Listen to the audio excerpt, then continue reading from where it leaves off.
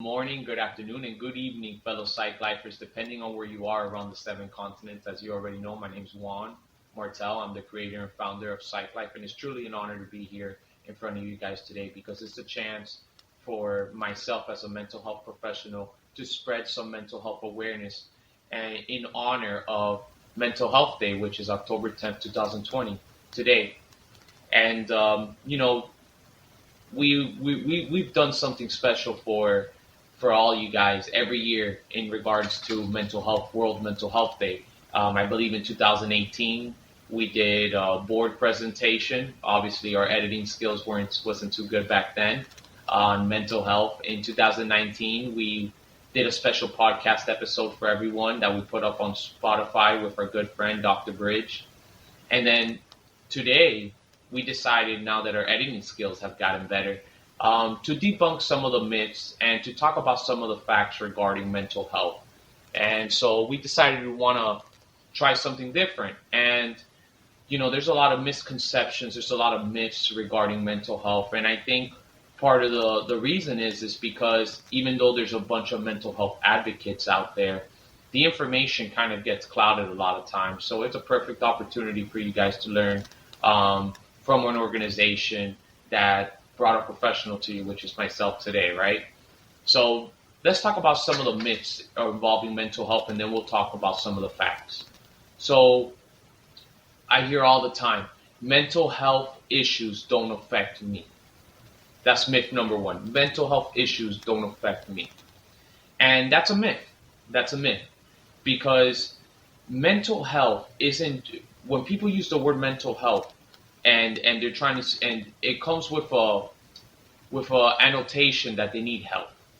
Well, you may not struggle with a mental health illness, right? You may not struggle with a neurodevelopmental disorder, but there's always times in our life where we're going through a rough time.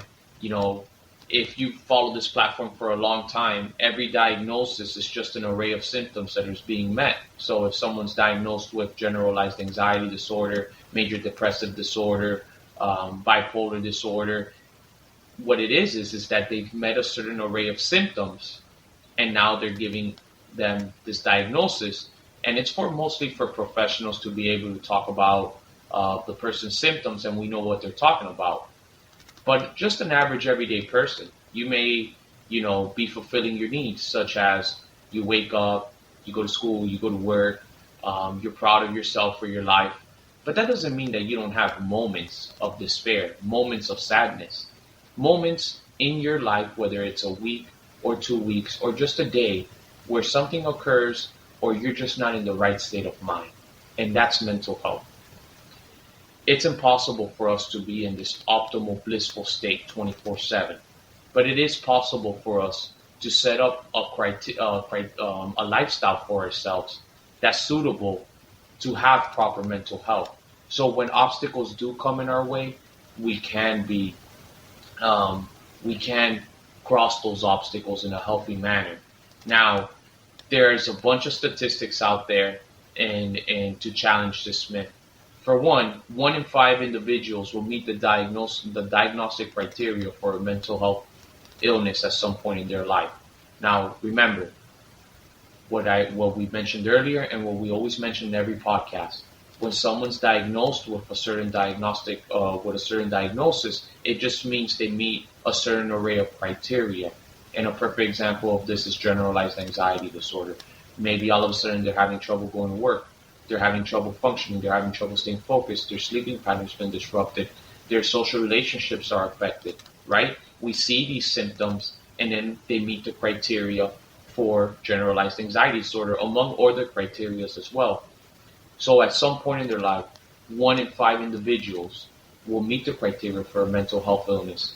And this is important to note because it just goes to show how mental health illnesses impact us in ways and that we cannot see in our lives. And most of the time, people will discard their mental health illness because they don't even know, it's not even in their paradigm, whether it's because of culture or their upbringing, that it's normal to experience some issues.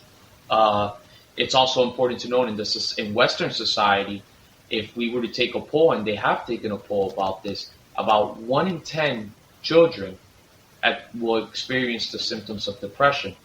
Uh, that leads up to another myth that we were going to talk about later, but it just also goes to show that children can also meet the criteria for depression. And on that note, I'm going to be posting stuff right here for you guys to see, and we have podcast episodes on depression, on anxiety, on so many other topics that we think that you guys might actually enjoy. So, you ready? Children don't experience mental health issues. That is the biggest myth ever. And this can be seen, just to put it in perspective for us, we can see this with divorced parents that have children. Oftentimes, parents don't even realize. They think the child's too young to understand. They think the child, can just bounce right back up.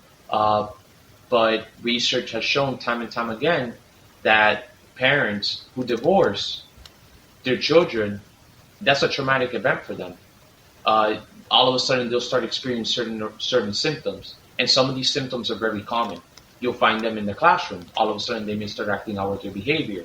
They may stop socializing with friends as much. You'll see them isolate themselves more. You'll see that they begin to struggle voicing their concerns with their parents, and they become confused depending on what age as to what's going on with mommy and daddy. Now, this is something for us to take note. When these things occur, and we're using divorce as an example, this is not the whole point of us having this conversation right now is to debunk the myth that children are not affected by mental health issues, and they are, because once again, mental health isn't just about meeting a certain array of symptoms and getting a diagnosis. That's not what mental health is. Mental health is about taking care of your body, your lifestyle, taking care of what you're consuming up here, the narratives you form, the thoughts you pay attention to, and putting yourself in circumstances for you to be able to tackle obstacles in a healthy manner. And this is so crucial for everybody to understand, guys, okay? Now, just so people with mental health issues are more violent and unpredictable. Now, this is a very common myth.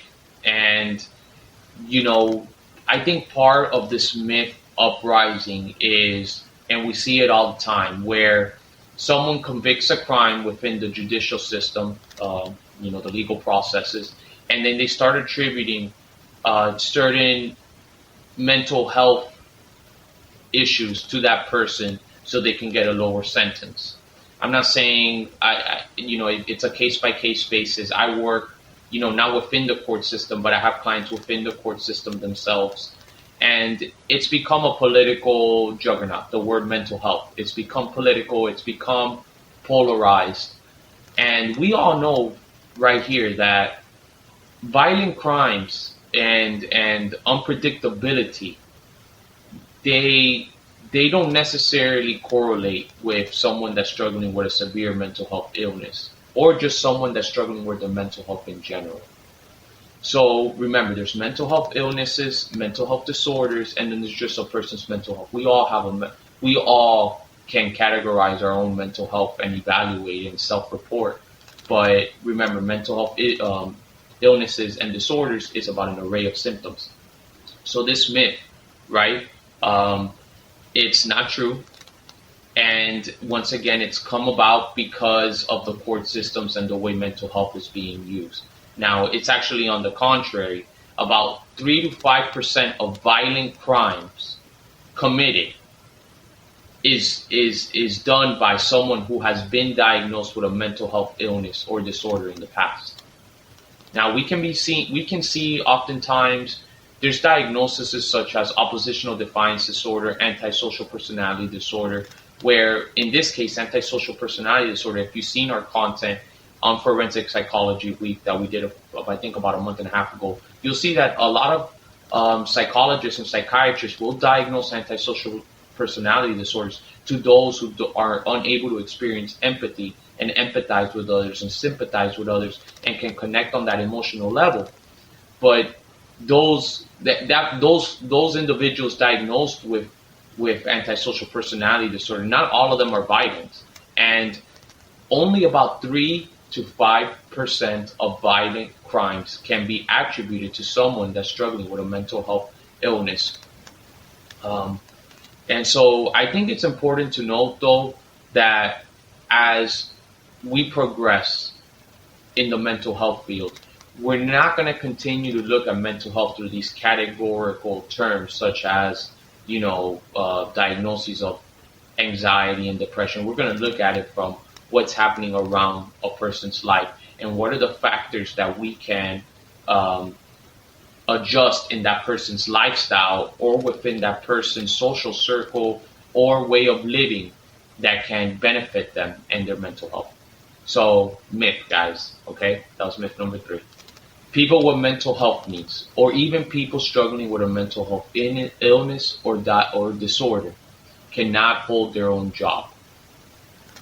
Myth number 4. And this is a big time myth.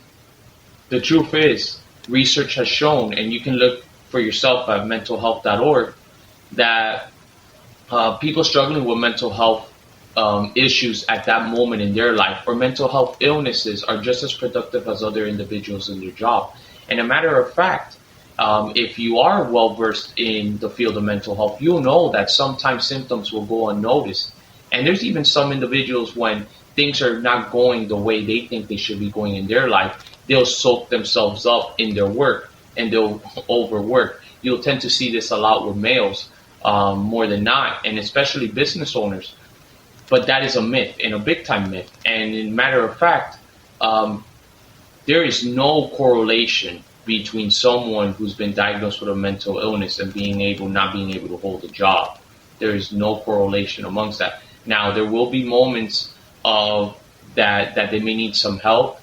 They will use their sick. There is a correlation in them using their sick time a little more, but it's only because they're using their sick time to deal with whatever's going on. And I find this really important because until these type of myths are debunked, then mental health and the field isn't going to go anywhere.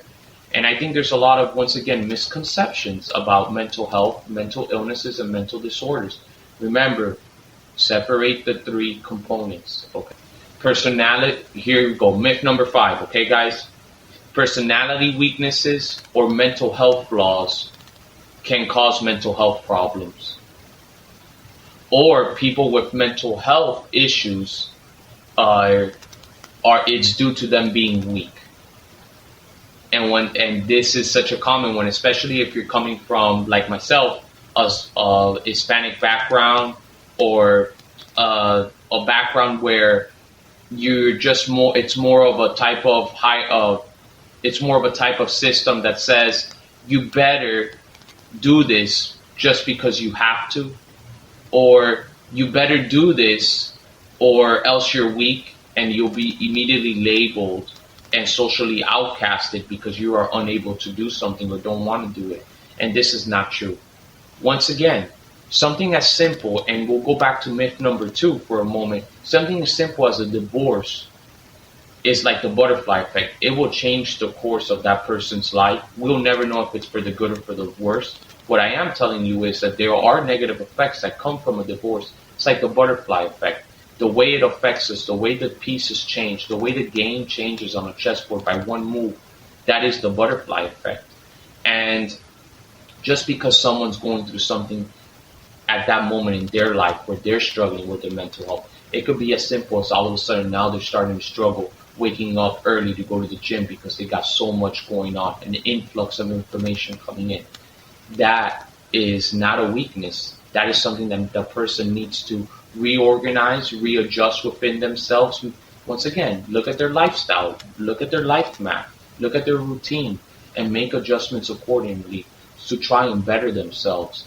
I think it's important to always look at biological factors, family and the environment. Of course, these are the 2 nature versus nurture famous theory that goes back to the beginning of psychology.